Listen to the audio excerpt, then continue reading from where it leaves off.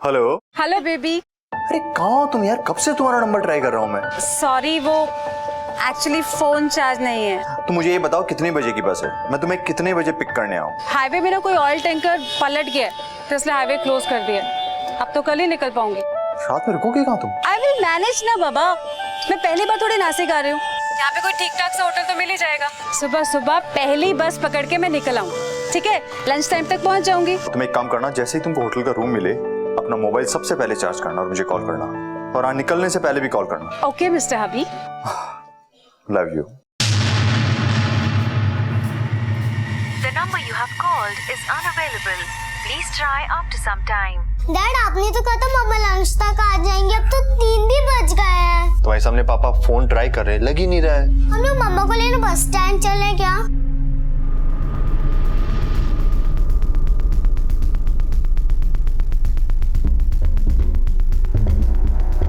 अरे इधर आना यार, इधर आना। हाँ अरे कल नासिक से बसें जाना बंद हो गई थी, हाँ अभी वापस आना शुरू हुई है क्या?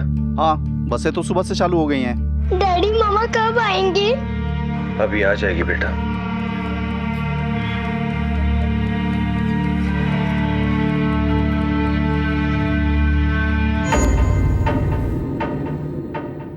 पंद्रह मार्च की सुबह गई शर्ली अगले दिन शाम तक वापस नहीं आई।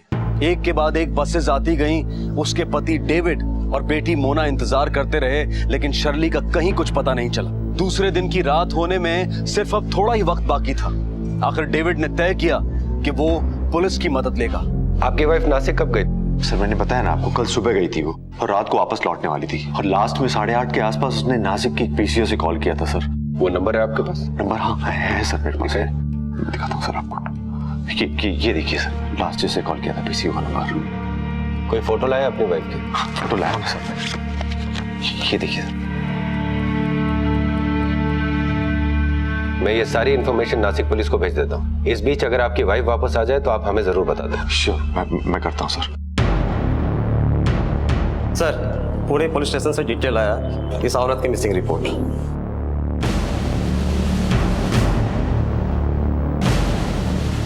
इस डिटेल के मुताबिक कल रात को इस औरत ने नासिक के किसी पीसीओ से कॉल किया था।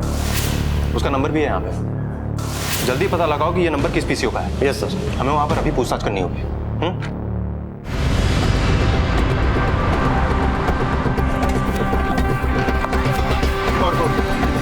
यही पीसीओ था। सुनो, 2083469 इसी पीसीओ का नंबर है। हाँ सर, इसी पीसीओ का नंबर है। कल रात को इस औरत ने इसी पीसीओ से कॉल किया था। हाँ सर, ये 10 साढ़े 10 बजे आई थी हमारे पीसीओ पे। इसने फोन भी किया था सर और चार्जर भी मांगा था। भैया चार्जर होगा आपके पास? ये लीजिए। अरे नहीं, ये मेरे फोन पे नहीं लगेगा। भैया आसपास कोई अच्छा होटल है?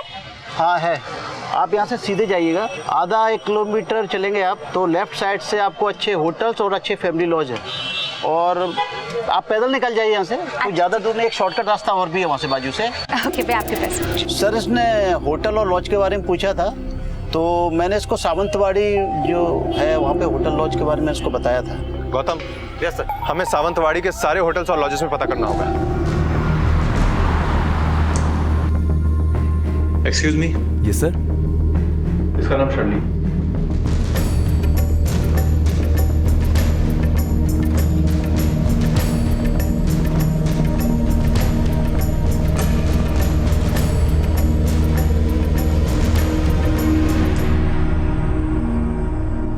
सात दिन बीत चुके थे। डेविड बहुत परेशान था। उसकी बेटी भी रोज यही सवाल करती थी कि मम्मा कब आएंगी। उम्मीद का दिया बुझता जा रहा था, और फिर पुलिस ने तय किया कि वो बस स्टॉप से होटल वाली रोड तक हर छोटे मोटे दुकानदार से, फेरी वालों से, आसपास रहने वाले लोगों से पूछताछ करेगी।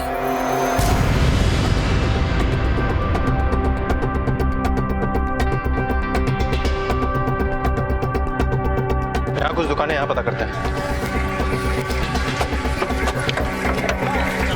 ये औरत 1 हफ्ते पहले रात में इसी रास्ते से कहीं जा रही थी। उसके बाद से इसका कुछ पता नहीं चला। ध्यान से देखिए, शायद आप लोगों ने इसे इसी रास्ते से कहीं जाते हुए देखा। मैंने तो इसको नहीं देखा। ए बेटा देख, तूने तो नहीं देखा इसको? सब यही औरत थी ये तो नहीं बता सकता, पर 7-8 दिन पहले की रात को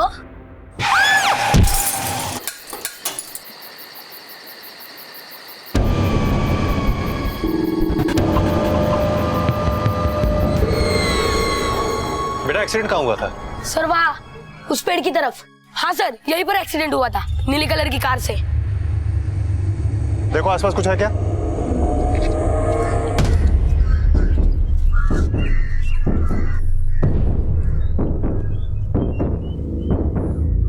कार की हेडलाइट के टुकड़े हैं।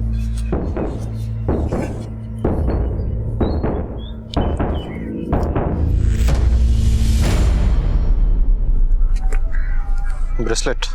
गौतम। Yes sir. हमें पता लगाना होगा कि पिछले 1 हफ्ते में किसी एक्सीडेंट में कोई औरत की बॉडी मिली है क्या? Yes sir. और हमें सारे अस्पतालों में भी चेक करना होगा। हो सकता है किसी एक्सीडेंटल केस में कोई अननोन पेशेंट एडमिट हुआ, और हमें शहर के सारे गैराजेस में भी चेक करना होगा। कोई नीले रंग की कार जरूर आई होगी रिपेयरिंग के लिए, जिसका अगला हिस्सा डैमेज हो और जिसके कांच टूटे हुए हो। Yes sir. और इससे पहले एक काम करो। Yes sir. ये ब्रेसलेट, इसको पुणे पुलिस स्टेशन में इंस्पेक्टर सावंत के पास भेजो। Yes sir. और उन्हें इस एक्सीडेंट के बारे में इन्फॉर्म भी करो। हो सकता है कि ये एक्सीडेंट उसी औरत का हुआ जिसकी हमें तलाश हो।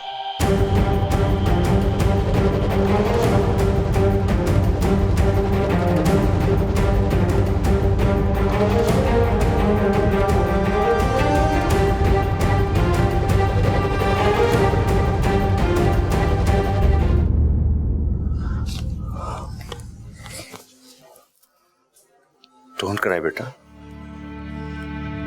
मम्मा आ जाएगी।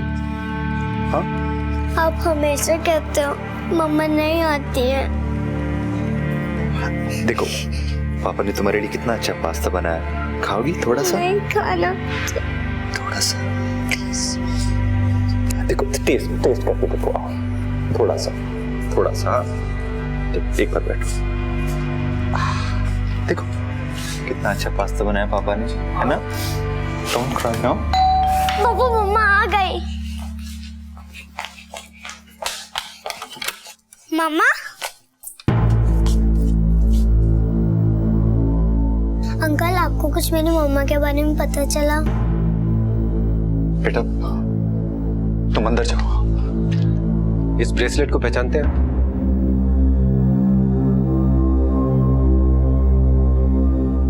ये तो शर्ली का है, जिस दिन गई थी पहन के गई थी। आप लोगों को मिल गई क्या वो? अरे प्लीज कुछ तो बोलिए आप लोग। मिस्टर डेविड प्लीज आप शांत हो जाइए। ये नासिक पुलिस को एक रोड पर मिला। जिस रात आपकी बीवी लौटने वाली थी, उस रात उस रोड पर एक एक्सीडेंट हुआ था। उस एक्सीडेंट स्पॉट पे ये ब्रेसलेट मिला। एक्सीडेंट? कौन से हॉस्पिटल में है वो? Mister David, Nashik police inquiry कर रही है। आसपास के सभी हॉस्पिटल्स में पूछताछ जारी है। जैसे हमें कुछ पता चलेगा हम आपको इन्फॉर्म कर देंगे।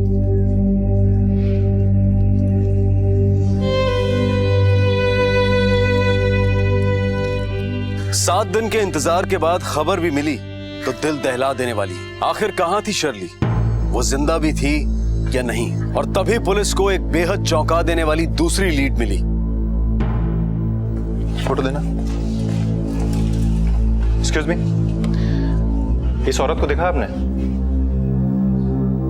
ये 7-8 दिन पहले हमारे हॉस्पिटल में एडमिट थी। एक्सीडेंट केस था, इसको कोई बाहर छोड़ के चला गया था, तो हमारा वार्ड बॉय भागते हुए बताने आया था। अरे भारती, क्या हुआ? अपना गेट है ना, वहाँ पे एक गाड़ी रुकी और एक औरत को फेंक के भाग गया।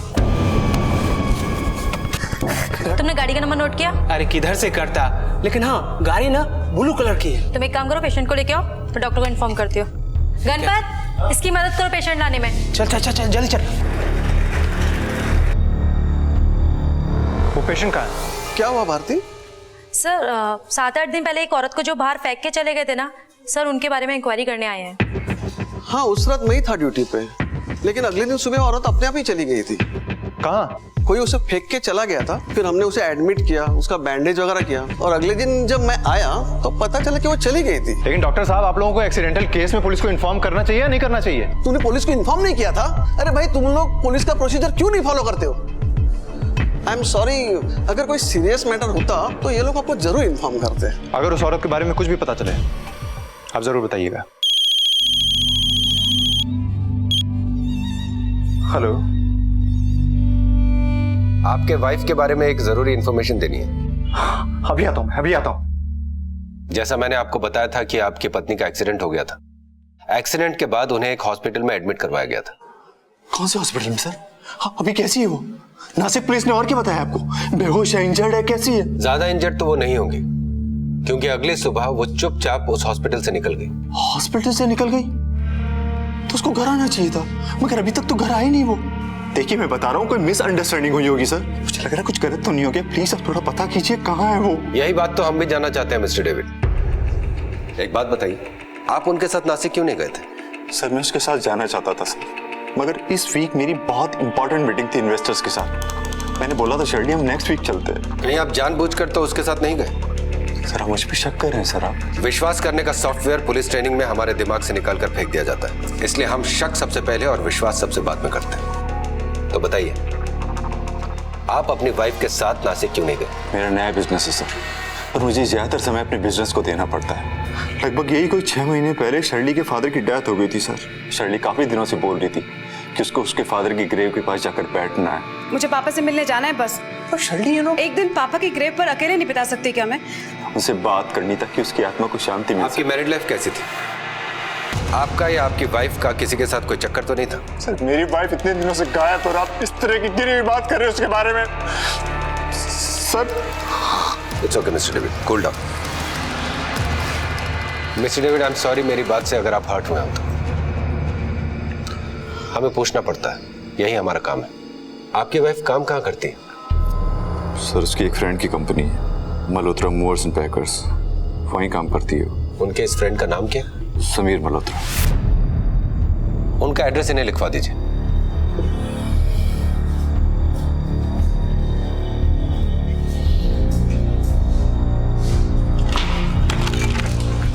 सर ये रहे शर्ली के फोन रिकॉर्ड्स। इससे पता चला है कि जिस दिन वो गायब हुई उससे पहले वाली रात को उनकी एक नंबर पर लंबी बातचीत हुई। और हाँ सर, जिस सुबह वो नासिक के लिए निकली उस सुबह भी उनकी उसी नंबर से बात हुई। और हाँ सर, उसी नंबर से उनके मोबाइल पर मैसेज आया जो उस रिकॉर्ड में है। I have reached early, car में तुम्हारा इंतजार कर रहा हूं। अब यही बताएगा कि शर्ली कहाँ है। मिस्टर समीर मल्होत्रा, शर्ली कहाँ है? मुझे क्या पता सर, मैं भी बहुत परेशान हूँ। मुझे ये समझ में नहीं आ रहा है कि एग्जैक्टली उसके साथ हुआ क्या। लेकिन हमें बहुत कुछ समझ में आ रहा है। आपकी कलीग इतने दिनों से गायब है, लेकिन आपने उसके हस्बैंड को एक दिन भी फोन करके नहीं पूछा वो कहाँ है, कैसी है, कहाँ गई है? हाँ 2-3 बार कॉल किया था सर, उसका फोन बंद आ रहा था, तो इसलिए मैंने अपनी सेक्रेटरी से कहा कॉल करने को। वो रोज फॉलो अप करती थी। कमाल की बात कर रहे हो आप। आपकी कलीग, आपकी इतनी अच्छी दोस्त गायब हुई है और आप अपने सेक्रेटरी से कहते हो फॉलो अप करने को। एक्चुअली मुझे लगा शायद उसके हस्बैंड को बुरा लगेगा अगर मैं रोज कॉल करूं तो। क्या बुरा लगेगा? आपका फोन करना, फॉलो अप करना, आपकी दोस्ती या फिर आपका अफेयर? ये आप क्या कह रहे हैं सर? वो शादीशुदा है, मेरी दोस्त है, और जहां तक मैं जानता हूं उसका रिलेशनशिप उसके हस्बैंड के साथ बहुत अच्छा है। रिलेशनशिप तो आपके साथ भी बुरा नहीं है, तभी तो अपने हस्बैंड से छुपकर आपके साथ नासिक चली गई। जिस दिन वो नासिक गई थी आपका मैसेज आया था उसे कि आप गाड़ी में उसका इंतजार कर रहे हैं। सर आप बिल्कुल गलत समझ रहे हैं। वो मेरी कॉलेज फ्रेंड है और उस दिन वो बहुत ज्यादा अपसेट थी। अपसेट थी तो आप उसको नासिक ले गए, किया क्या उसके साथ? कहाँ है वो? सर ये सच है, हम नासिक गए थे, लेकिन मैंने उसको सिर्फ उसके डैड के ग्रेवयार्ड तक छोड़ा था। फिर मैं अपनी मीटिंग के लिए गया and I had to stay there for 2 days। वो शाम को बस पकड़ के वापस आने वाली थी। मिस्टर समीर मल्होत्रा, वो आपके साथ नासिक गई थी और फिर वहां पर गायब हो गई। अब आप हमें सब कुछ सच सच बताएंगे या हम अपने ढंग से पूछें? बताता हूं सर। 8 दिन पहले की बात है। कल मुझे नासिक जाना है किसी क्लाइंट से मिलने के लिए, तो तुम भी मेरे साथ आ जाओ। नहीं, मेरी हिम्मत नहीं है। शर्ली, आई नो नासिक में तुम्हारे डैड का ग्रेव है। आई नो उनके मरने के पहले तुम उनके साथ वक्त नहीं बिताई, पर क्या करती यार, मोना की रिस्पॉन्सिबिलिटी थी। डेविड वो स्टार्टिंग हिज ओन बिजनेस, तुम अपने जॉब को लेकर बिजी थी। प्लीज अपने आप को दोष देना बंद करो। Just go and pour your heart out उनके ग्रेव के सामने, नहीं तो तुम कभी मूव ऑन नहीं कर पाओगी Shirley. And I am sure, I am 100% sure वो तुम्हें माफ करेंगे और इसके बाद तुम्हें थोड़ी राहत मिलेगी and you will be able to move on. तुम्हें मेरे साथ आना पड़ेगा, ओके? तुम आओगी मेरे साथ? हाँ सर, साइकाइट्रिस्ट ने भी उसे ये समझाया था कि गिल्ट का बोझ उसकी हेल्थ के लिए अच्छा नहीं है। तो फिर ये बात डेविड से छुपाने की क्या जरूरत थी? अच्छे काम के लिए जा रहे थे तो छुपाया क्यों?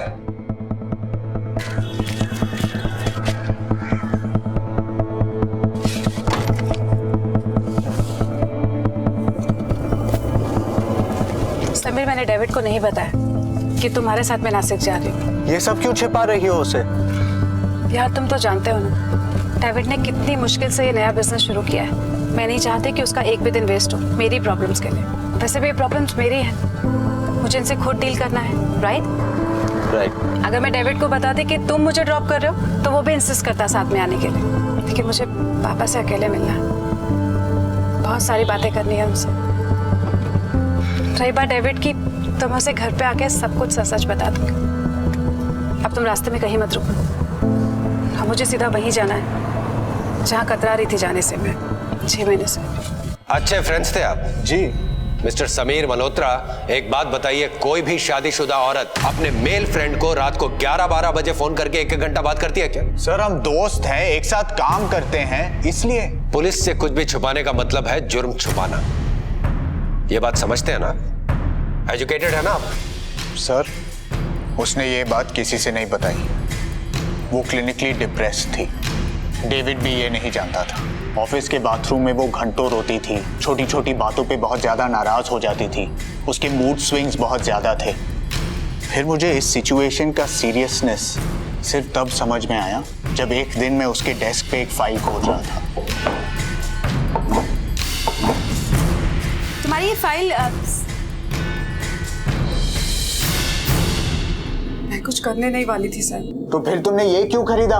वो सिर्फ 1 सेकंड के लिए मेरे दिमाग में ख्याल आया और अरे 1 ही सेकंड लगता है जान लेने में, और तुमने ऐसा सोचा भी कैसे यार?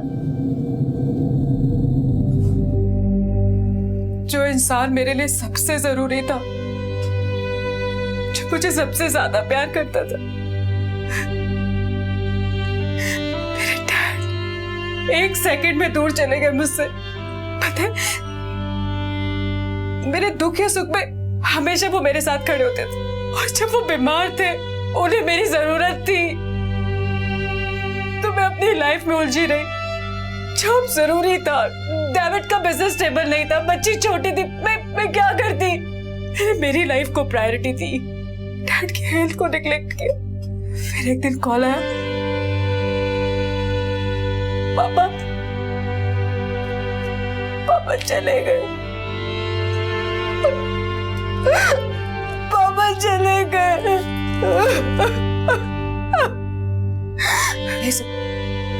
मैं अपने आप को कभी माफ नहीं कर सकती, सब मेरी वजह से हुआ। मैं बहुत बुरी हूँ, इसलिए मैं मरना चाहती थी। मेरे पापा।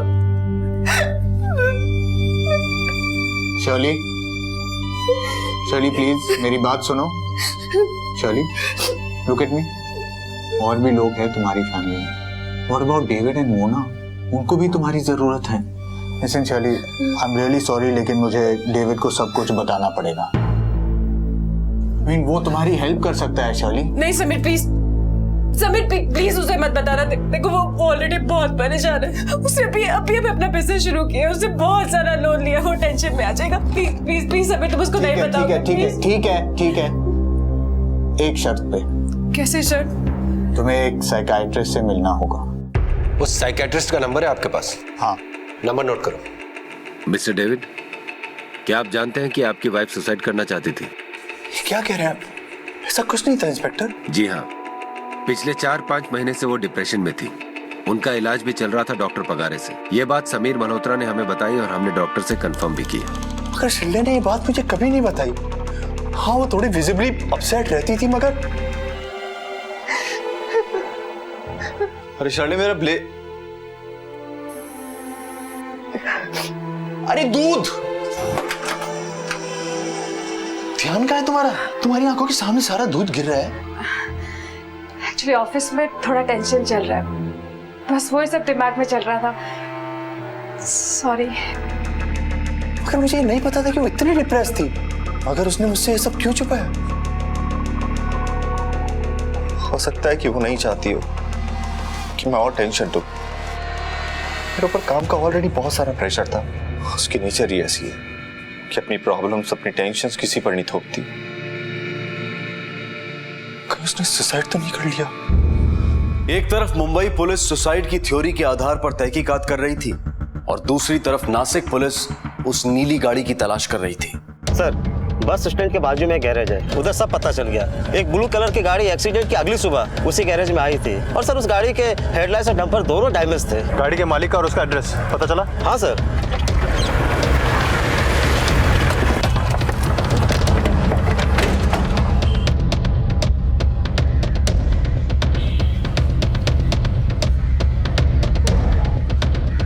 वो हेडलाइट पुरानी है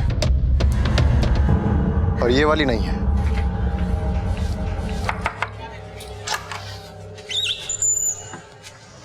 जय दीक्षित। हाँ मैं ही हूँ, बोला। और सर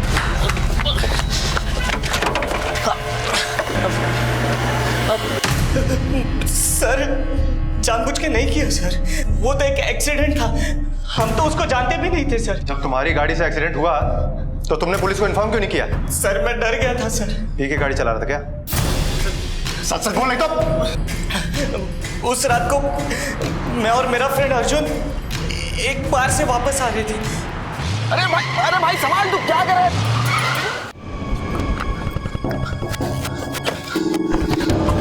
अबे ये क्या कर दिया तूने? हाँ? कैसे हो गया यार? सांसें चल रही है। अब क्या करें? अभी उठा इसे और हॉस्पिटल ले चल। हॉस्पिटल जाएंगे, फंस जाएंगे। चुप कर, चुप, चल हॉस्पिटल ले चल पहले।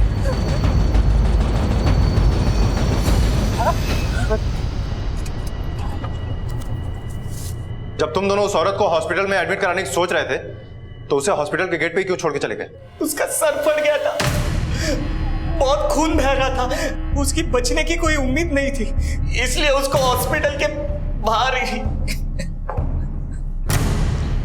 ये जय बोल रहा है कि उस औरत की हालत सीरियस थी, जबकि हॉस्पिटल में हमसे डॉक्टर ने कहा कि वो खुद ही ठीक होकर अगले दिन चली गई। हमने उसे एडमिट किया, उसका बैंडेज वगैरह किया और अगले दिन जब मैं आया तो पता चला कि वो चली गई थी। इसका मतलब कि वो डॉक्टर हमसे झूठ बोल रहा है। सर उस रात तो ड्यूटी पे गणपत था। कहाँ है वो? आज तो वो हॉस्पिटल में है, उसकी डे शिफ्ट चल रही है। बुलाओ उसको। अरे बोलो सर। गणपत इधर आओ। क्या हो गया साहब?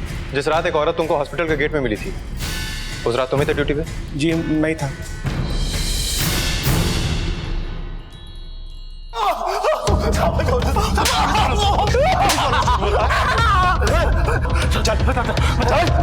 बता दो साहब, सबको बता दो। सच बता साहब, बस अपन जब इतना ही जानता है साहब, अगर लाश लवाश से तो उसे मॉर्ग तक पहुंचा दो, उसके बाद साहब जॉनी उसका क्या करता है, किसको भेजता साहब? क्या किया उस औरत की लाश के साथ? हाँ? वो लड़की थी ना जिसे कोई अस्पताल के बाहर फेंक के चला गया था, वो मर गई है, फैमिली वाला भी कोई नहीं है। ठीक है, मॉर्ग भिजवाता हूँ।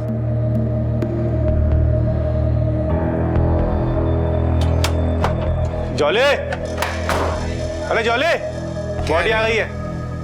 बोला नहीं था फोन में, लेडीज है। साहब जब एक हफ्ते तक कोई पूछने नहीं आया तो अपन ने जॉली को दोबारा से फोन करके बता दिया कि लाश लावारिस है। आगे बता। जॉली तेरा ही नाम? हाँ साहब, मेरा नाम है जॉली। गणपत ने बताया कि 10 दिन पहले यहाँ पर एक लावारिस औरत की लाश आई थी। साहब मैं चेक करते हैं थोड़ा, 1 मिनट में बताते हैं। नहीं साहब, 10 दिन पहले ऐसा कोई भी लाश नहीं आया। गणपत को गलत फहमी हुआ है साहब, आप रिकॉर्ड चेक कर लो मांगता है तो। हेलो सर जी, 10-12 दिन से इधर एक लाश पड़ी है, उम्र उसका 20-21 होगा। नहीं, उसका कोई रिश्तेदार भी नहीं आया लेने को उसको। मैं क्या करूं साहब? ठीक है साहब, आइए सर जी। 20-21 साल का बॉडी है और 10 दिन पहले का डेथ सर्टिफिकेट भी है। ये देखो ये पेपर। ये बॉडी तो बिक जाएगी, ऑर्गन डैमेज भी नहीं है, पैसा अच्छा आएगा इसका। दिखाओ।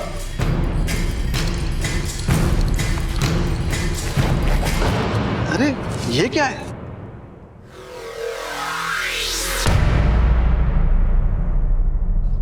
बॉडी कितने में बेचोगे डॉक्टर कामत?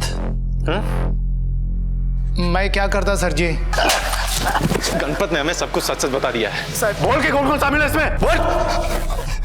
सच मुंह से निकल गया। ले चलो इन दोनों को।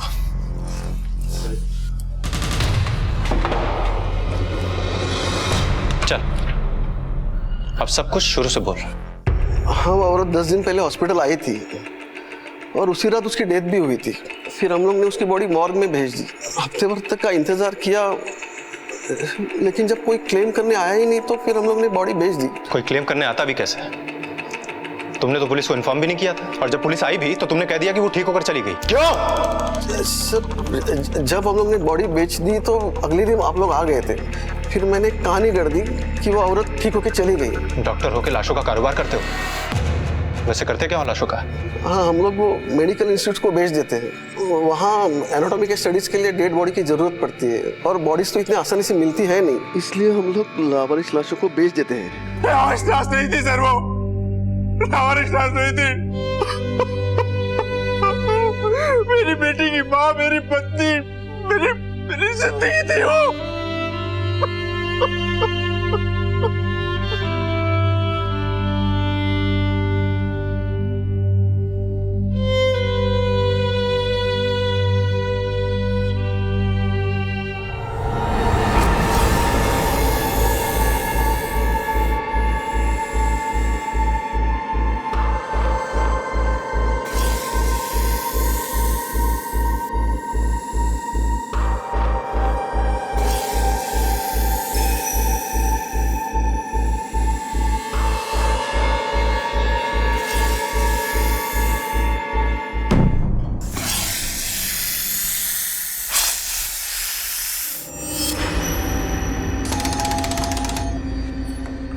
उनको बोलो अभी का अभी घर खाली कर दे। क्यों पर?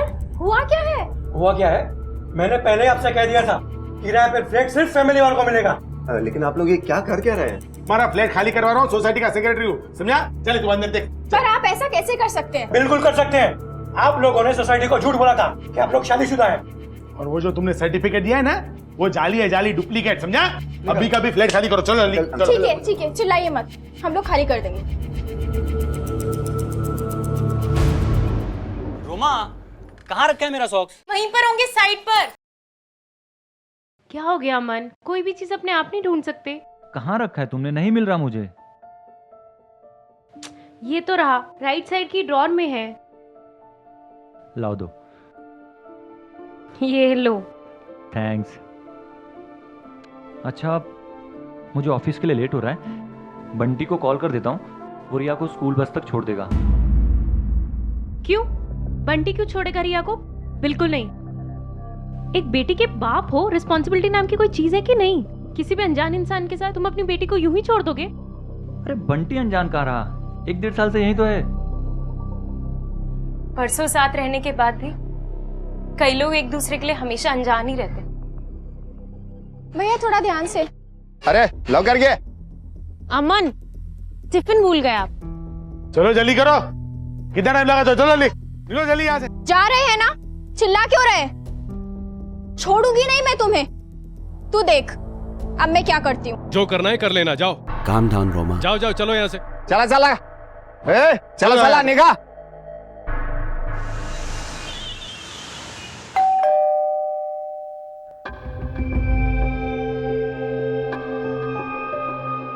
रिया बेटा। हाय बच्चा, चलो गार्डन में चलते हैं। रिया, अंदर जाओ, अपनी कॉपी और पेंसिल उठाओ और अंदर जाकर होमवर्क करो। चलो जाओ अंदर। अरे बच्ची थोड़ी देर के लिए गार्डन में खेलेगी पापा तो। प्लीज, इस वक्त रिया की पढ़ाई का टाइम है, रिया कहीं नहीं जा सकती। आप फिर कभी आना प्लीज।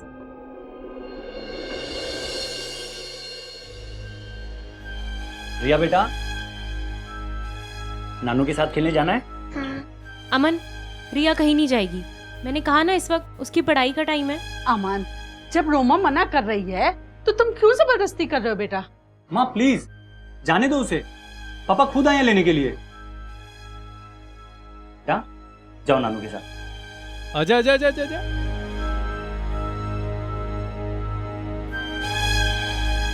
रोमा, पुरानी बातों को भूल क्यों नहीं जाती तुम? नहीं भूल सकती मैं। कुछ बीती बातें इंसान के मरने के बाद ही भुलाई जा सकती हैं।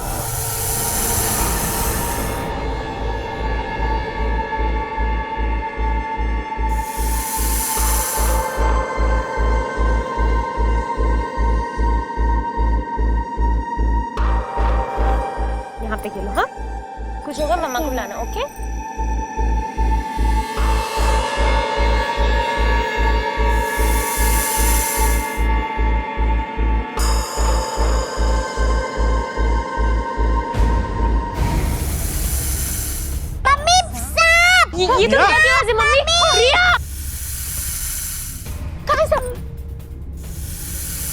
कुछ नहीं होता बेटा, कुछ नहीं होता। चला गया। क्या हुआ बंटी? सब क्या हुआ? कोई साथ नहीं रिया। आप लोग घबराओ मत, मैं सपेरे का बेटा है ना, बचपन में बहुत सांप देखेला। आप लोग टेंशन ना लो, मैं भी पकड़ता है सांप। पकड़ जल्दी पकड़। मैं पकड़ता है।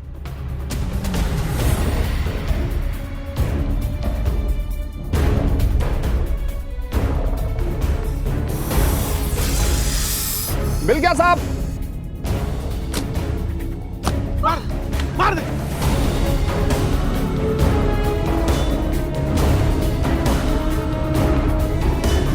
बंटी, इसे ना जला जरूर देना। जोड़े से होते ये बदला लेने जरूर आते। बंटी जला देना उसे। बस घबराते नहीं से स्ट्रॉन्ग गर्ल। हाँ कुछ नहीं होगा बच्चा, घबरा गई है। घबराएगी ना पुत्र जी, मैं तो कहती हूँ काली पूजा करा देते हैं, वरना इन सांप का क्या भरोसा। माँ प्लीज डराइए मत बच्ची को। अब बार बार वही बातें दोहराएंगे ना तो उसके मन में सांप के लिए डर बैठ जाएगा। आसपास तो कोई जंगल भी नहीं है, फिर ये सांप आया कहां से? पुत्र जी, नाग और नागिन का जोड़ा होता है, वो बदला लेने ना जरूर आते हैं। आपको अंदाजा भी, आप क्या बात कर रही हैं? ये नाग नागिन जोड़ा, नाग को दूध पिलाना, ये सब बकवास है, कोरी कहानियां हैं सब।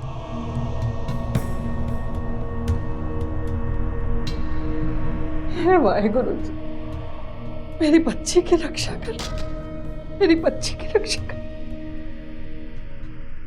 क्या सांप को मारने पर उसकी आंखों में मारने वाले की तस्वीर रह जाती है और फिर सांप का जीवन साथी वो तस्वीर देखकर बदला लेने आता है? शहर की एक सोसाइटी में सांप के निकलने से डर का माहौल पैदा हुआ और जहां डर वहां पूजा पाठ और अंधविश्वास। माँ ये क्या नया नाटक है? ये नाटक नहीं है पुत्र, ये नाग देवता को प्रसन्न करने का तरीका है ताकि वो वापस ना आ जाए दोबारा। जय हो नाग देवता की। तू भी ना रिया कुछ भी कर दी। कहाँ बेटा, देखो मामा ने क्या बनाया है। रिया, अमन रिया कहाँ है? वो 9th फ्लोर पे गई है। अमन, मैं तुम्हें कितनी बार मना किया ना, उसे 9th फ्लोर पर मत भेजा करो। क्या जरूरत है उसे वहां भेजने की? रोमा वो तुम्हारे पापा के घर ही गई है, हर बात में इतना इशू बनाने की क्या जरूरत है? इशू मैं बना रही हूँ? अमन, मैं तुम्हें पहले भी कितनी बार क्लियर कर चुकी हूँ कि मुझे नहीं अच्छा लगता रिया पापा के घर बार बार जाए। तुम्हें समझ में नहीं आता क्या? ठीक है, मैं अपनी बेटी को खुद वापस लेकर आती हूँ। ओके?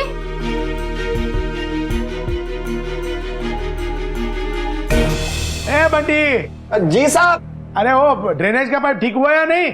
अब बस 2 मिनट हो गया। 2 मिनट तारी 2 मिनट क्या रहे पच्चे को खबर। रिया, रिया उठो वहां से, ये सब उठाओ और चलो घर। अरे मैंने मना किया था ना यहाँ पर आने के लिए। हाँ क्या है बेटे? अरे अभी अभी तो आई है वो। क्योंकि मैं नहीं चाहती रिया यहाँ पर 1 मिनट भी और रुके। चलो।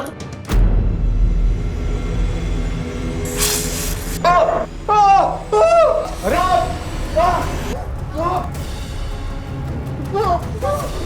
बंटी बंटी बंटी बंटी बंटी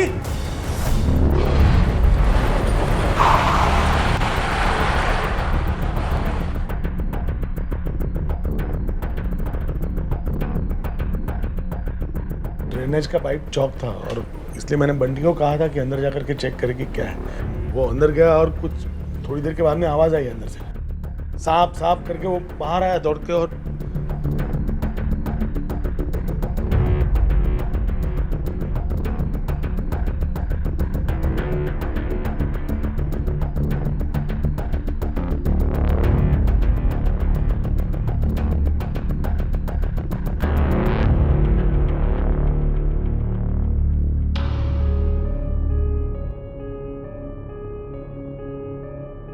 मौत तो सांप के काटने से हुई है, लेकिन एक बात समझ में नहीं आई कि सांप यहाँ 9th फ्लोर तक आया कैसे? हमें कैसे मालूम पड़ेगा साहब? बट अच्छा, बॉडी को पोस्टमार्टम के लिए भिजवाओ।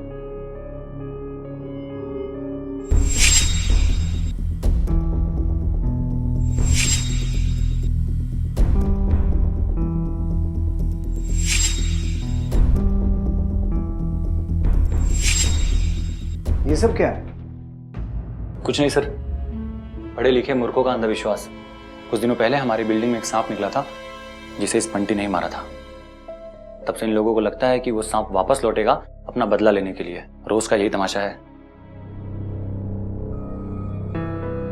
सर, मैंने आज तक किसी सांप को 9वें फ्लोर तक चढ़ते नहीं देखा। एक काम करो, स्नेक रेस्क्यूअर को बुलाओ, क्योंकि इस खतरे से बिल्डिंग वालों की हिफाजत जरूरी है। Yes sir.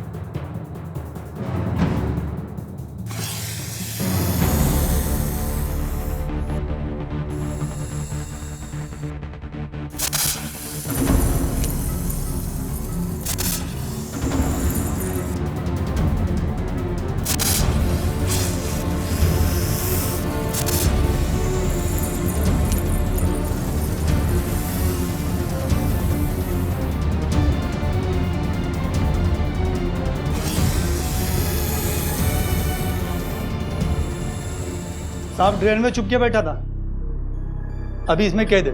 आप लोगों को घबराने की जरूरत नहीं है। अगर लाइफ में कभी भी ऐसा सिचुएशन आता है ना, तो हमारी संस्था से कांटेक्ट कर लें।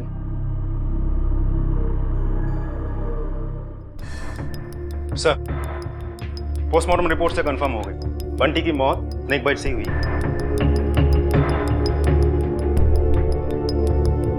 ये केस एक्सीडेंटल डेथ का है और कोई संभावना तो नजर नहीं आती। पर एक ही बात समझ में नहीं आई भट्ट, सांप बिल्डिंग के 9वें माले तक पहुंचा कैसे? बॉडी फैमिली को हैंडओवर कर दो। सर।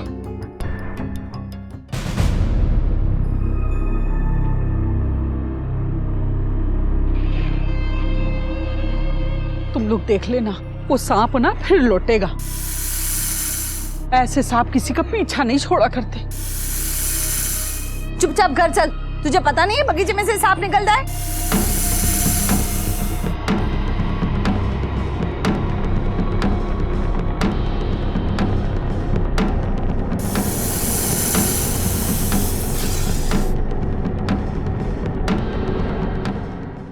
माँ, ये नमक की लक्ष्मण रेखा खींचने से सांप नहीं आएगा क्या? अमन, मैं जो कर रही हूं ना, बस तू मुझे करने दे। देखो, मैं देख रहा हूँ पिछले कुछ दिनों से अपने सोसाइटी के अंदर डर का माहौल बना हुआ है। सब लोग सांप के नाम से बहुत डर रहे। मैं तुम लोगों को आश्वासन देना चाहता हूँ कि सांप पकड़ा जा चुका है, अब सांप से डरने की कोई जरूरत नहीं। अरे पर वो वापस आ गया तो क्या? क्यों? वो हमारी सोसाइटी का एड्रेस पूछने आएगा क्या? ये बात तो सही है। अरे नहीं, देखो भाई, ऐसा है कि सर्प मित्र वाले का नंबर सोसाइटी के नोटिस बोर्ड पे लगा हुआ है, वो आपकी शंका का निराकरण कर देंगे। तो अभी की डरने की जरूरत नहीं है, आप लोग सब अपने अपने घर जाओ, कोई टेंशन मत लो, ठीक है?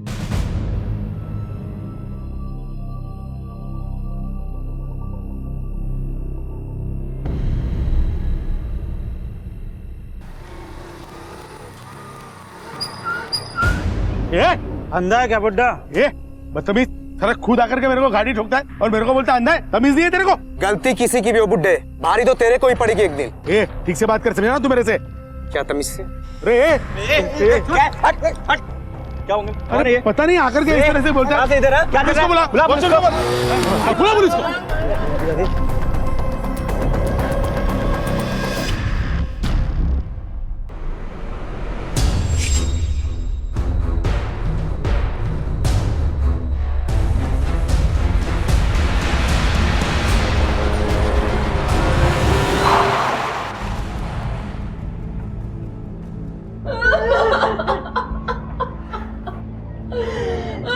इनकी मौत भी वैसी हुई है जैसे सिक्योरिटी गार्ड बंटी की हुई थी। सर, ये भी स्नेक बाइट का ही केस लग रहा है। इसी बिल्डिंग में 2 मौतें हैं और दोनों सांप के काटने से। ये सिर्फ इत्तेफाक नहीं हो सकता। बट सर, बॉडी को पोस्टमार्टम के लिए भिजवाओ। सर, और डॉक्टर से कहना तुरंत इन्वेस्टिगेट करें, क्योंकि अब ये केस एक्सीडेंटल डेथ का नहीं, प्लान्ड मर्डर का लगता है। एक सोसाइटी में 2 लोगों की सांप काटने से हुई मौत ने सारे इलाके को हिलाकर रख दिया। सवाल उठ रहा था कि सांप इतनी ऊपर पहुंचा कैसे और उसके डसने का शिकार बंटी और भूषण ही क्यों बने। क्या कोई और भी है जो इस सांप के निशाने पर है? पुलिस को अब इस केस में किसी साजिश के होने की बू आ रही थी। सर, प्रिलिमिनरी पोस्टमार्टम रिपोर्ट आ चुकी है। सर, देखा जाए तो बंटी और भूषण के डेथ में सिमिलरिटीज बहुत ज्यादा है, जैसे कि दोनों को एक ही तरह के सांप ने काटा हो, दोनों के शरीर पे स्नेक बाइट मार्क्स और पॉइजन एक ही जैसा है। बड़ी अजीब बात है भट्ट, एक ही टाइप के कितने सांप छुपे हैं बिल्डिंग में और आए कहां से?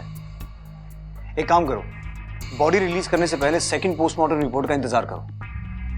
अब तो 100% मर्डर की बू आ रही है। सर, सोसाइटी के लोगों से पूछताछ करें। Make sense. चल चलिए सर। इंस्पेक्टर साहब, कुछ पता चला भूषण जी की मौत कैसे हुई? क्या उन्हें भी सांप नहीं काटा है? देखिए, प्रीलिमिनरी रिपोर्ट से तो ऐसा ही लगता है कि आपके बिल्डिंग के गार्ड बंटी और सेक्रेटरी भूषण जी को एक ही प्रजाति के सांप ने काटा है, लेकिन अभी तक ऐसा अरुणा आंटी सही कहती हैं, जोड़ा बदला लेने आया है, एक एक करके सबको मारेगा। देखिए, ऐसा कुछ होता नहीं है, आप लोग परेशान मत होइए। मुझे लगता है सर्पमित्रा ने सांप को पकड़ा ही नहीं है, बुद्धू बना गया हमें। नहीं साहब, वो सांप को तो मैं तभी जंगल में छोड़ दिया था। ये देखिए, ये फॉरेस्ट ऑफिसर का रसीद है मेरे पास। सब एक बात बोलूं क्या, अगर वो सांप पकड़ा नहीं भी जाता था ना, तो उसके काटने से किसी की मौत नहीं होती थी। क्यों? क्योंकि सांप की विष ग्रंथियों यानी वेनम ग्लैंड्स में फिर से जहर बनने में कम से कम 1 महीने का वक्त लगता है। अभी तो 10 दिन ही हुए। तुमने जो सांप पकड़ा था वो रेजिडेंशियल इलाकों में पाया जाता है? नहीं, वो एक मालबार पिट वाइपर था। अंबोली गांव के आसपास के जंगल में मिलता है, मगर मुंबई के आसपास में कहीं पे भी नहीं। साहब, काहीतरी लोचा है। एक तो वो सांप शहर आता नहीं, और अगर वैसे सांप ने सेक्रेटरी को काटा है तो वो सांप कहां से आया? या वो सांप लाया कौन? अब ये तो हमें अंबोली गांव चलकर ही पता चलेगा, जहां ये सांप पाए जाते हैं। पता तो चले, एक ही जाति के 2 सांप जंगल छोड़कर शहर आए कैसे? एक काम करो, गाड़ी सपेरों की बस्ती की तरफ लो।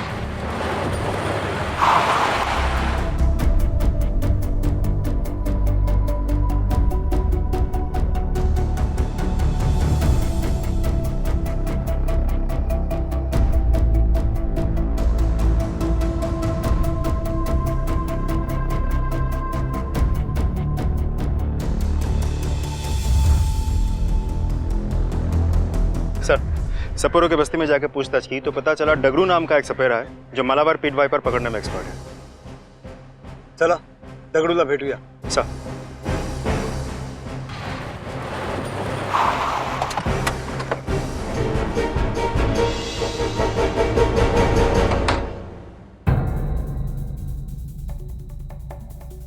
काय झालं साहब?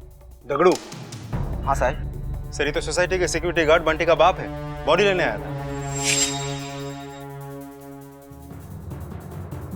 कहाँ रे दगड़ू? जब बॉडी लेने आया था तब तो कुछ बोला नहीं, अभी बहुत तारीफ सुनी है तेरी कि तू वाइपर पकड़ने में एक्सपर्ट है। अब सीधा सीधा बताएगा, जो सांप तेरे बेटे बंटी को काटा वो समर्पण सोसाइटी में कैसे आया? साहब मैं डर गया था साहब। ऐसा क्या किया था जो डर गया था? साहब, मेरे को एक दिन बंटी का फोन आया, वो बोला कि जहरीला सांप मांगता है। मैं बोला काय को, पर वो बोला सिर्फ आप लेके आने का, पैसा मिलेगा।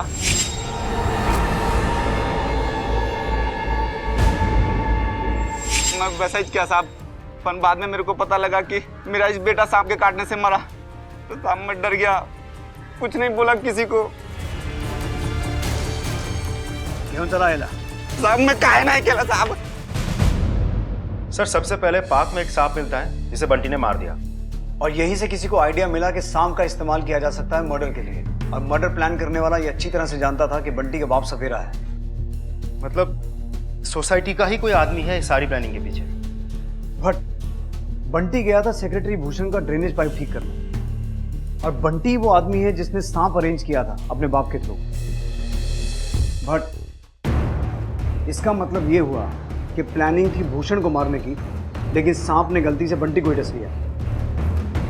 और साहब, दगड़ू बोला कि एक ही सांप, तो दूसरा सांप कहां से आएगा? क्योंकि बंटी तो पहले मर चुका था। तो फिर सर, ये कौन हो सकता है जो सेक्रेटरी भूषण को मारना चाह रहा था? इसका जवाब हमें सोसाइटी से ही मिलेगा। नाही साहेब, मला काहीच माहित नाही. हमारी तो रातों की नींद हराम हो गई है. भूषण जी का किसी के साथ कोई झगड़ा? हाँ सर, एक बाइक वाला हमसे टकराया था और उन लोगों ने उन्हें धमकी भी दी. कौन थे वो लोग? कोई जान पहचान वाला या आसपास की सोसाइटी से कोई? नहीं सर, यहाँ तो पहले उनको कभी नहीं दिखा. सर मुझे उनके बाइक का नंबर याद है, MS022558 था.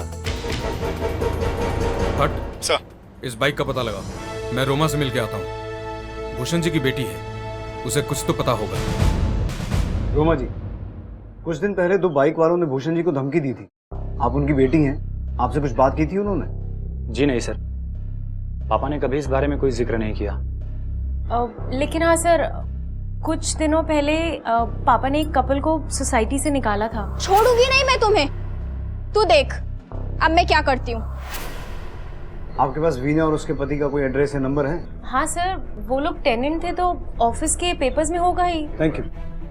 दामले, ये सोसाइटी ऑफिस से एड्रेस और नंबर लो और दोनों को उठा के लाओ. जी सर. मैं तुझे छोड़ूंगी नहीं, यही कहा था ना भूषण को? हाँ सर, लेकिन हमारा मतलब वो सब नहीं था.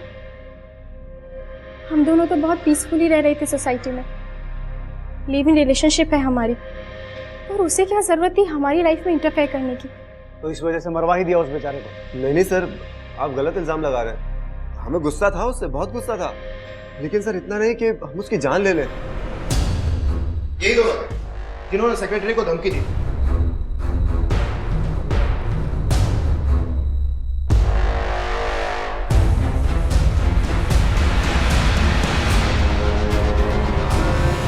किसने भिजवाया था तुम्हें?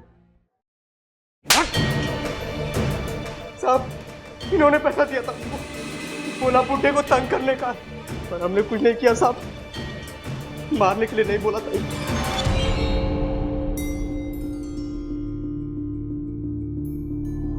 तो ये था तुम्हारा बदला लेने का पहला स्टेप? सर मेरा बिलीव कीजिए, मेरा इस मर्डर में कोई हाथ नहीं है. बट क्या लगता है वीना इतनी बड़ी प्लानिंग कर सकती है? सब मोटिव तो है, पर छोटे मोटे बदले का, मर्डर का नहीं. मैंने दोनों के बारे में पूछताछ की और मुझे लगता नहीं कि इस मर्डर के पीछे वीना और उसके पति का कोई हाथ होगा. लगता तो मुझे भी ऐसे ही. साहब, भूषण मर्डर केस की फाइनल पोस्टमार्टम रिपोर्ट.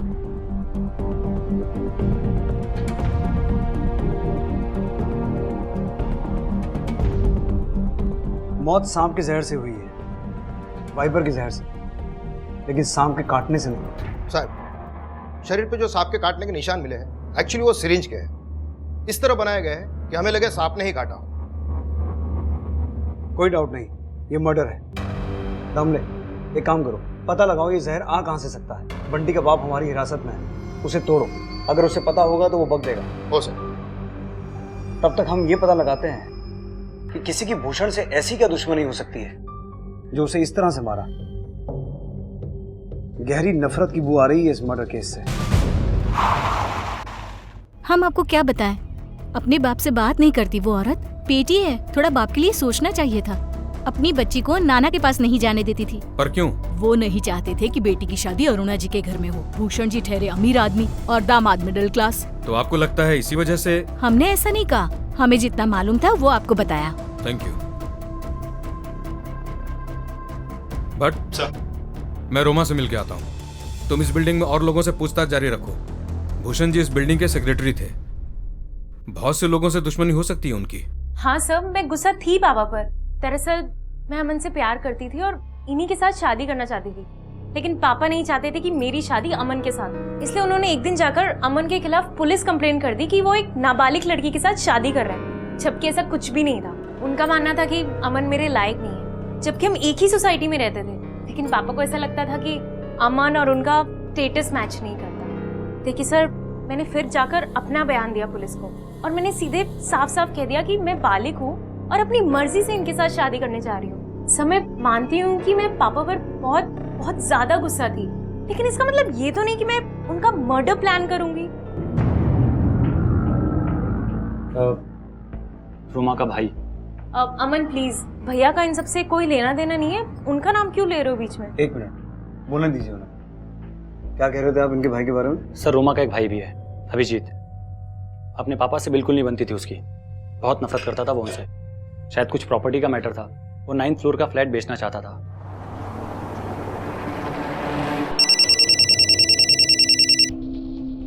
हाँ बोलो दामले। साहब अम्बोली जंगल की बस्ती में सब जगह पूछताछ किया, कहीं से कोई भी इन्फॉर्मेशन नहीं मिला कि सांप का जहर आया कहाँ से। बंटी के बाप दगड़ू को भी धोया, लेकिन वो एक ही बात बोलता है कि उसको नहीं मालूम। दामले तुम पूछताछ जारी रखो, क्योंकि जब तक ये पता नहीं चलेगा कि जहर आया कहाँ से, ये केस सॉल्व नहीं होगा। हो साहब। ठीक है सर, पता चला कि 408 में रहने वाली शर्मा फैमिली को भी सेक्रेटरी से प्रॉब्लम है। वो भूषण को सेक्रेटरी के पोस्ट से हटाना चाहते थे। हालांकि 1 साल पहले तक भी दोनों फैमिलीज में सब कुछ ठीक ठाक था। चलो शर्मा फैमिली से बात करते। सर। मिस्टर शर्मा, हमें पता चला है कि सेक्रेटरी भूषण के साथ आपकी कोई प्रॉब्लम थी। नहीं, ऐसा तो कुछ नहीं है। क्या किसी ने आपको कुछ बोला?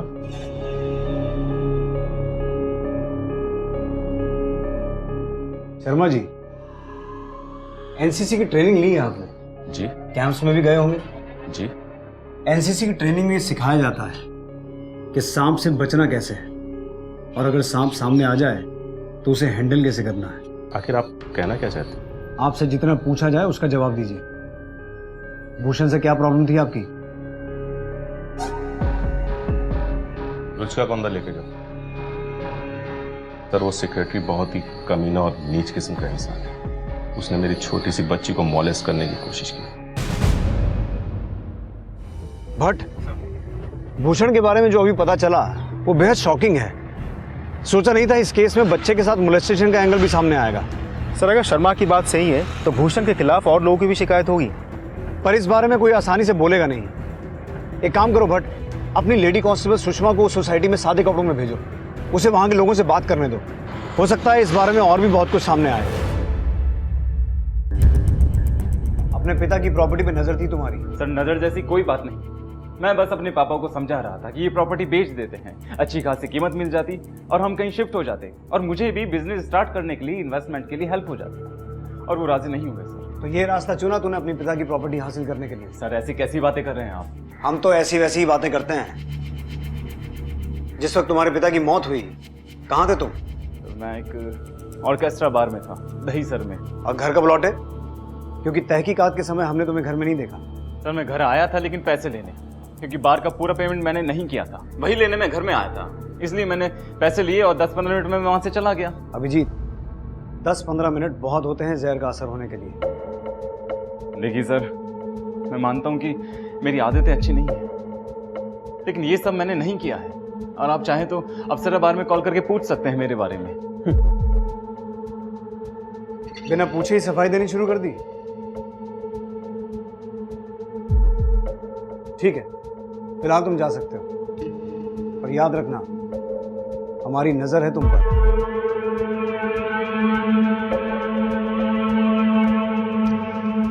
सर, भूषण के बेटे के पास खून करने की वजह तो है, लेकिन वजह तो शर्मा के पास भी है, क्योंकि उसकी छोटी सी बच्ची के साथ घिनौना जुर्म किया था भूषण ने। सर, सोसाइटी में पूछताछ जारी है, लेकिन अभी तक किसी और ने भूषण के बारे में वैसा कोई कंप्लेंट नहीं दर्ज करवाई। और कांस्टेबल गावड़े बोल रहा था कि बहुत सारे ऐसे माँ बाप हैं जो अपने बच्चों को भूषण से दूर रखते हैं, लेकिन सामने को कोई बात ही नहीं करना चाह रहा है। हाँ बट अक्सर बदनामी के डर से माँ बाप चुप रहते हैं, और यही तो वजह है कि बच्चों के साथ हुए दुर्व्यवहार की रिपोर्ट पुलिस में दर्ज ही नहीं होती है, और ऐसे मुजरिमों के हौसले और बढ़ जाते हैं। एनीवेज बट तुम बिल्डिंग के आसपास से भूषण का पूरा बायोडाटा निकलवाओ। हर छोटी बड़ी जानकारी चाहिए मुझे, बेटी, दामाद, सबके बारे में। सब कोशिश करना छोटे बच्चों से बात करो, क्योंकि छोटे बच्चे अक्सर ऐसा सच बोल देते हैं जो बड़े बोलने से कतराते हैं। क्या और भी कोई बच्चा शिकार हुआ था उसके इस दुष्कर्म का? क्या उन्हीं में से किसी एक ने भूषण से अपना बदला लिया था, या फिर कोई और वजह थी इस हत्या की? हाँ बोलो दामले। साहब, मला एक माहिती भेटली आहे। कुछ लोग हैं जो चोरी छुप के सांप का जहर निकाल के बेचते हैं। क्या? हाँ साहब, ये लोग सांप पकड़ने में एक्सपर्ट तो है, साथ में इसका जहर निकाल के बेच भी देते हैं। मैं उसके आगे भी पूछताछ करता हूँ। सर, सोसाइटी वालों से पता चला कि भूषण अक्सर बच्चों के साथ ही रहता था। इससे पहले भी कई लोगों ने उसकी हरकतों के खिलाफ शिकायत की, पर फैमिली वालों ने बात दबा दी। सब 2-3 लोग हैं, मैं उनका नाम और पता बताऊंगा, पर अपना नाम बीच में नहीं आना चाहिए सर। जल्दी बता, तेरा नाम नहीं आएगा।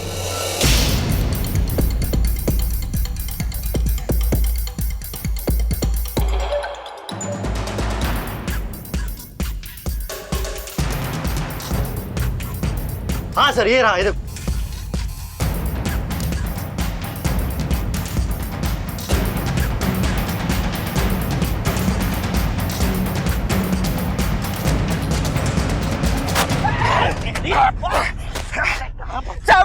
नहीं मालूम साहब। साहब मेरे को कुछ नहीं मालूम साहब। काहे रे? समर्पण सोसाइटी में किसको सांप का जहर बेचा? साहब मैं बताता है साहब। साहब एक बाई थी साहब। आगे बोल आगे बोल। साहब उसने मेरे को 5,000 रुपया दिया, बोला कि किसी को बताने का नहीं। चेहरा याद है उसका? हाँ साहब।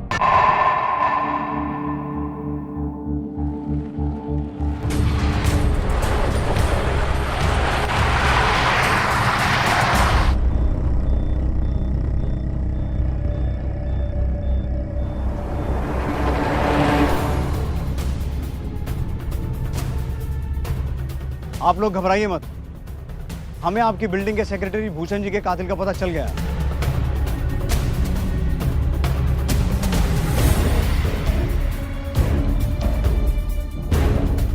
रोमा, चलो हमारे साथ, अरेस्ट करो इन्हें।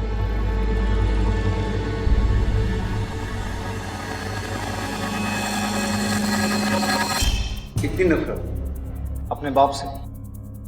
नफरत? ये तो बहुत छोटा लफ्ज है सर। नाती थी मुझे उस आदमी से, उसने एक बार नहीं कई बार मुझे जीते जी मारा है।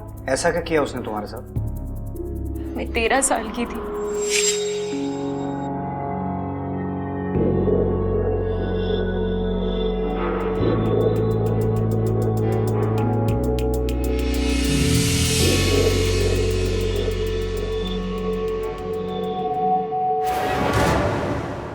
फिर 1 महीने बाद वो वापस से मेरे कमरे में आया। पापा नहीं पापा। तो तुमने अपनी माँ से या किसी और से कहा नहीं? क्या कहती? माँ को कहीं ना कहीं सब पता था। मैं अंदर से टूट गई थी। मुझे किसी आदमी की परछाई से भी डर लगता था। फिर एक रोज अमन मेरी जिंदगी में आए। मुझे धीरे धीरे उन पर भरोसा होने लगा। मुझे विश्वास हुआ कि वो मेरे पापा जैसे नहीं है, बल्कि वो एक अच्छे आदमी है। उन पे विश्वास करके मैंने उनका हाथ थाम लिया। सब कुछ ठीक हो रहा था, लेकिन फिर एक दिन। चलो मेरे साथ अंदर चलकर देखेंगे। हाँ, लेकिन इस बार उसने अपनी हद पार कर दी थी। उसकी गंदी नजर मेरी बच्ची पर थी। तभी तय कर लिया, इस आदमी को जीने का कोई हक नहीं। चाहे कुछ भी हो जाए, मैं सेवान को जिंदा नहीं रहने दूंगी। फिर सोसाइटी में एक दिन सांप निकला और मेरे दिमाग में एक प्लान बना। मुझे जहरीला सांप ला कर दो। मैडम? फिर बंटी सांप लेकर आया। मैंने बंटी से कहा कि वो सांप मेरे पापा के वॉशरूम में रख दे, मगर बंटी की किस्मत खराब थी सर। उस सांप ने बंटी को ही काट लिया। फिर मैंने जहर बेचने वाले आशुतोष से जहर खरीदा। हेलो पापा। अरे रोमा, तुम? हाँ मैं। कैसे आप? मैं ठीक हूँ। तुम यहाँ अचानक? मैंने सोचा कि क्यों ना आज बाप बेटी बैठकर कुछ पुरानी बातें कर ले। ये तो बहुत ही अच्छी बात है। आओ बैठो। वैसे मेरा कॉफी पीने का मन था। आप पियेंगे ना मेरे हाथ की बनी हुई कॉफी? हाँ पीऊंगा। मैं अभी लेकर आई। हाँ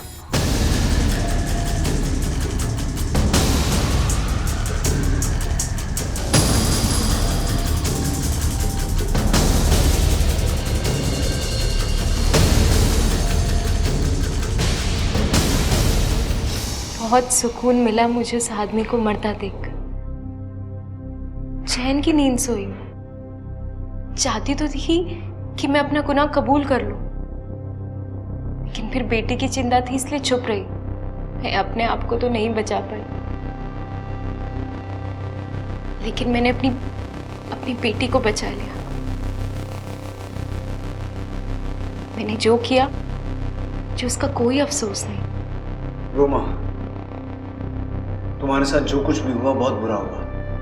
तुम्हारे पिता ने बहुत घिनौना जुर्म किया तुम्हारे साथ।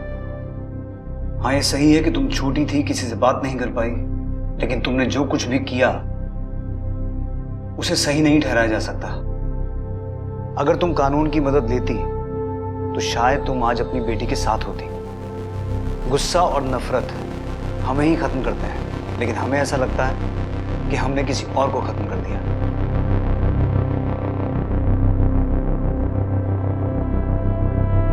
रोमा के हाथों जो जुर्म हुआ उसका बीज उसके बचपन में ही बोया गया था। ये एक सबसे पवित्र रिश्ते का डंक था जिसका दर्द वो कभी भुला नहीं पाई। और अब जब उसने अपनी बेटी को भी उसी दुष्कर्म का शिकार होते देखा तो वो अपने आप को रोक नहीं पाई और उसने अपने पिता की मौत की साजिश रची।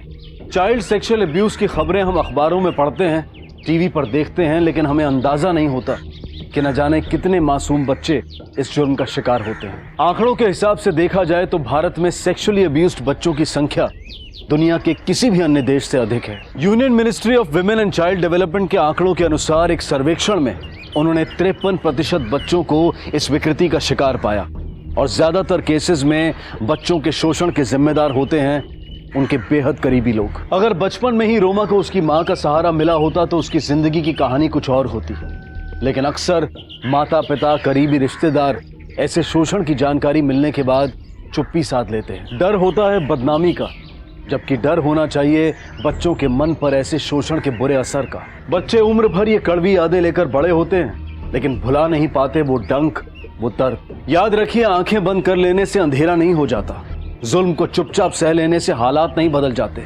आपकी आवाज आपकी जिंदगी बदल सकती है और किसी दूसरे की जान बचा सकती है। इसी विचार के साथ अब मैं अनूप सोनी आपसे विदा लेता हूं। फिर मुलाकात होगी अगले एपिसोड में एक और चौंका देने वाले केस के साथ। तब तक अपना और अपने परिवार का ख्याल रखें और देखते रहें क्राइम पेट्रोल डायल 100। सबक एक को सीख हम सबको। जय हिंद। क्राइम पेट्रोल्स के और भी दिलचस्प कहानी देखने के लिए हमारे चैनल को सब्सक्राइब करें और बेल आइकॉन दबाना न भूलें।